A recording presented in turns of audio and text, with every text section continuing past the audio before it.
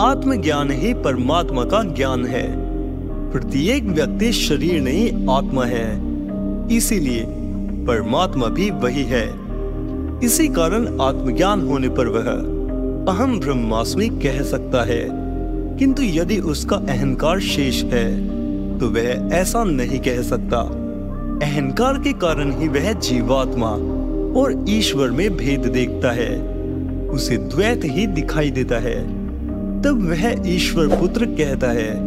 यह भिन्नता जीवात्मा के तल तक की है। शुद्ध आत्मा और ईश्वर में भिन्नता नहीं है। आत्मज्ञान के बाद उसके सभी कार्य नाटक की भांति होते रहते हैं, जिनसे वह अलग रहकर दृष्टा मात्र हो जाता है। संसार में जल कमलवत हो जाता है। फिर कर्म उससे लिप्त नहीं होते, न बंधन का कारण बनते हैं। आत्मज्ञान से पूर्व किए गए सभी कर्मों का बंधन होता है, जिनका फल भोगना पड़ता है। आत्मज्ञान से आचरण बदल जाता है, किंतु आचरण बदलने से आत्मज्ञान नहीं होता। इससे जीवन पवित्र बनता है, किंतु आगे की यात्रा आवश्यक है। आत्मज्ञान करना ही धर्म का मार्ग है। वास्तविक धर्म नैतिकता से ऊपर की स्थिति है। आध्यात्म में प्रवेश होने पर ही वह धार्मिक होता है। आत्मज्ञान के बाद ही व्यक्ति परिपूर्ण होता है। नैतिकता का संबंध मन तक ही सीमित है कि उसे बुराई से बचा ले। धर्म इस मन के पार की अवस्था है। आत्मज्ञान से ही मुक्ति होती है। नियम संयम का संबंध भी मन तक ही है। आत्मज्ञान पर मनुष्य कृत नहीं, ईश्वरीय नियम ही महत्वपूर्ण हो जाते हैं। शास्त्र पढ़ने, कर्म एवं आचरण से ज्ञान नहीं होता, स्वयं देखने से ही मिलता है। ऐसे ज्ञान की अभिव्यक्ति भी नहीं होती।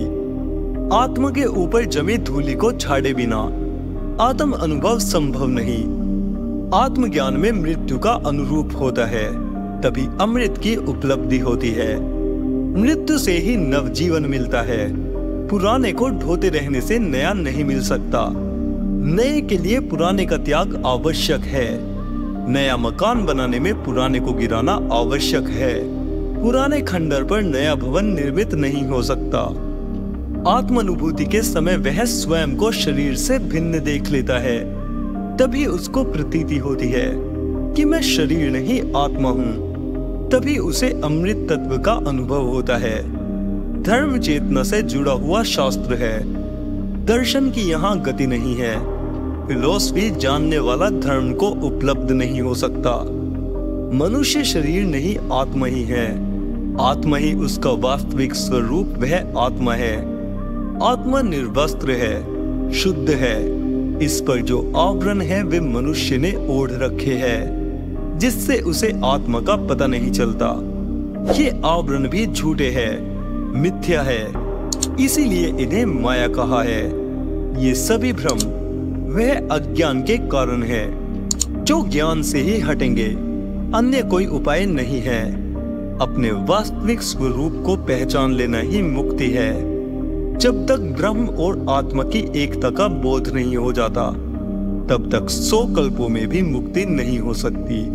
जीवात्मा तथा परमात्मा का जो भेद है वह सदा बना ही रहेगा।